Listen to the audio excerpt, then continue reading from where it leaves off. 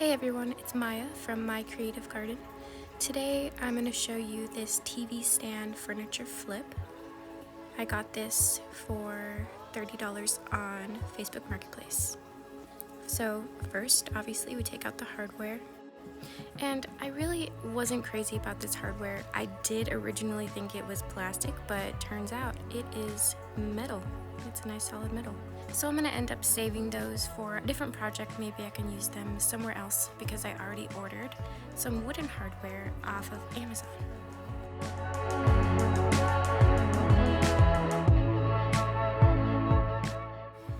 Next, I'm taking off this backing because I really don't like it. So what I'm going to do is I'm going to custom fit a plywood backing onto the entire back of this TV stand.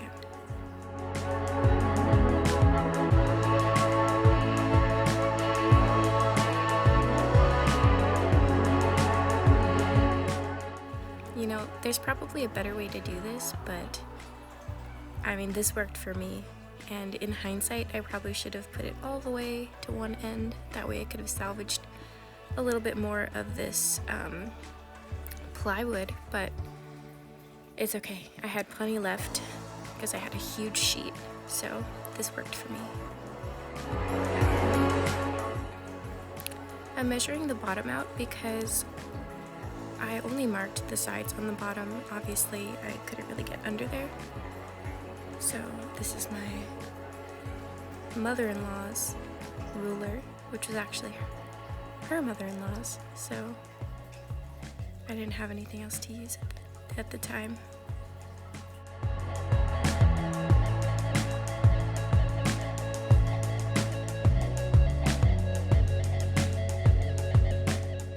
Next, my work with the jigsaw.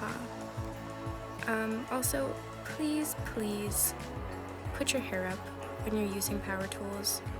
I know I'm a terrible example of this, so please don't follow my lead. In the future, yes, I do put my hair up, but I just wasn't thinking at the time. I was just wanting to get this done real quick. So yeah, back to it.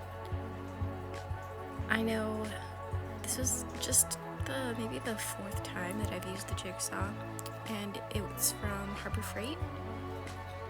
And every time I would start to use it, it's like the blade would start to curve, so I cut it a little outside the lines just in case, because I didn't want to cut it too small. I could just sand it down or cut it back down after, so if it looks like I'm going crazy all over the place with the jigsaw, I am.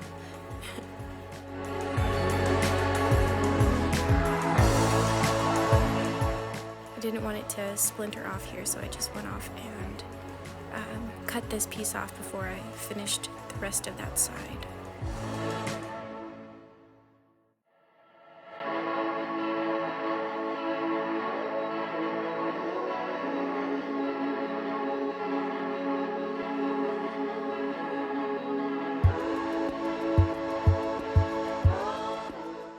And next, to apply.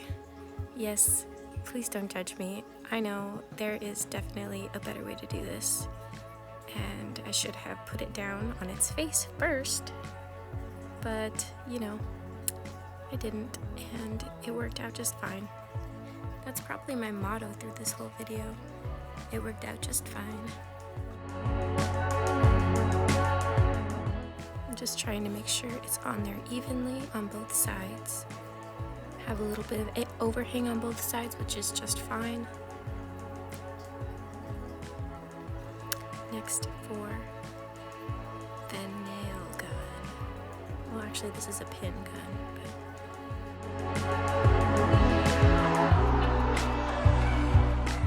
not only did I nail it on the sides, I also nailed it on the top and the bottom, and from top to bottom where there was particle board in the middle.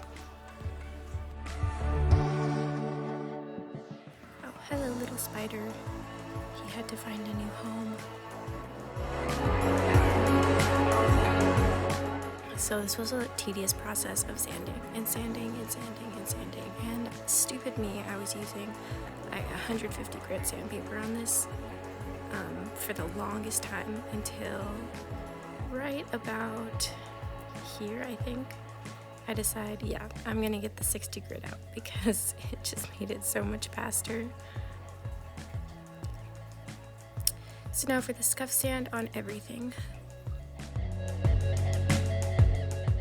And I did nail, or I wood glued and then nailed these shelves in.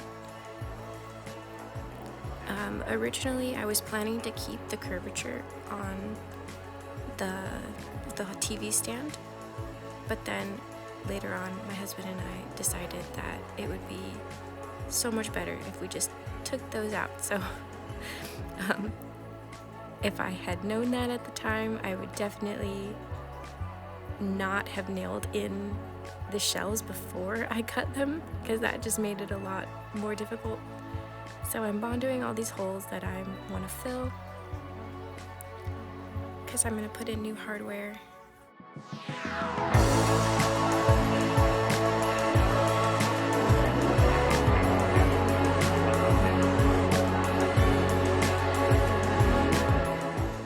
Here's me sanding down the bondo.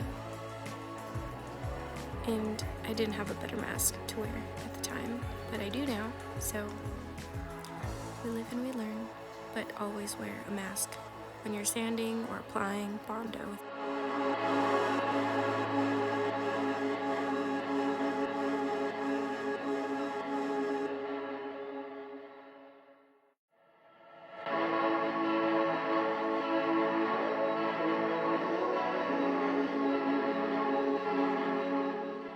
Alright, now for the fun part.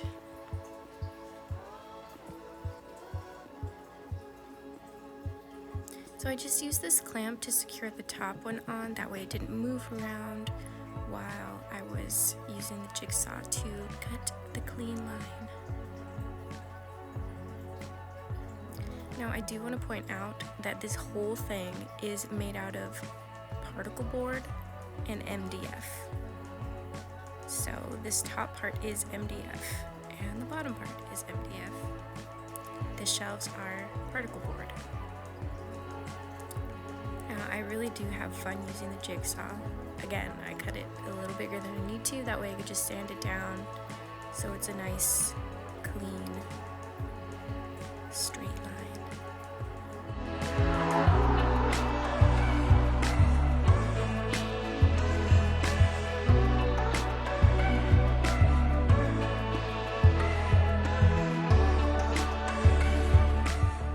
I ended up taking off these little legs at first. I'm going to take it all off eventually after I paint to put on the custom base, but I had to get off all of that, I don't even know, the laminate that was on top because it had this really sticky glue, so I had to get it all off, that way everything was even and flush.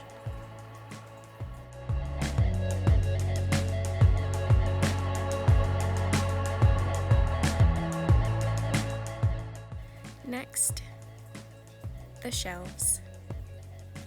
Now, okay, so originally I was gonna sand them all down and I was thinking to myself, wow, what the heck did I do to myself? What did I get myself into? Why am I doing it this way? But I didn't have any other tools to use. And then I decided, oh, okay, I'm just gonna cut it straight across, so it's gonna leave a little bit of a beveled edge. And my husband ended up finding an edge grinder for me to use. Yeah, that was very smoky in there. So this is the custom base that I created. I didn't get any footage of it, unfortunately. Camera error. So here's me cleaning this all off one more time, making sure it's all nice and clean with the TSP substitute before I start to paint. Now this is just the primer.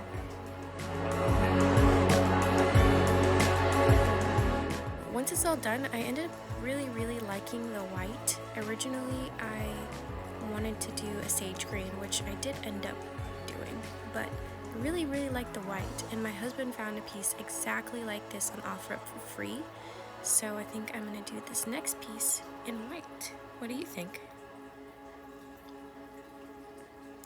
Alright, so I ordered these handles on Amazon. It's a solid wood handle that I sanded down lightly to get off the coating that was already on there and to restain it to match the color of my base. This is red oak. I did somewhat follow the parameters from DIY Wife, if you've ever seen her. That's how she does her base.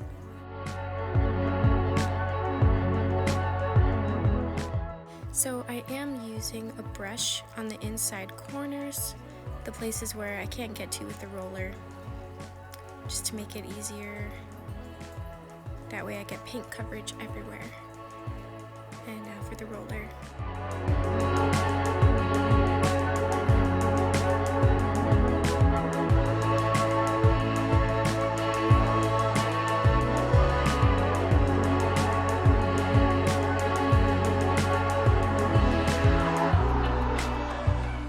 Now, once that first coat's dried, I give it a light sanding with the 220 grit everywhere. And a nice vacuum, and then spray it down with the air compressor before applying the next coat.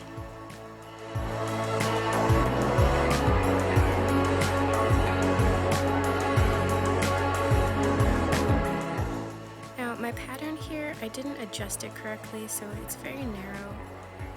But I did fix it when I started on the whole body of what I'm turning into, I guess, a buffet or a side table.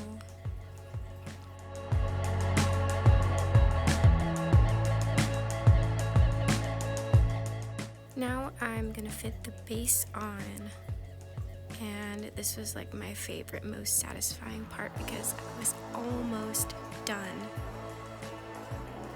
And I want to say, I did end up sanding it down just one more time and doing some touch-ups where the touch-ups were necessary. So next we drill the hardware holes and get that hardware in there. I did have trouble putting these doors back on. I put them on the wrong way.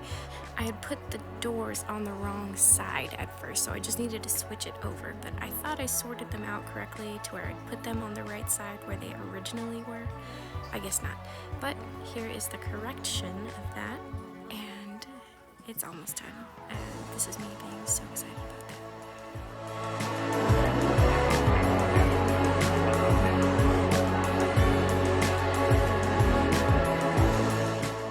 Alright, for the reveal, here is what it looked like before. And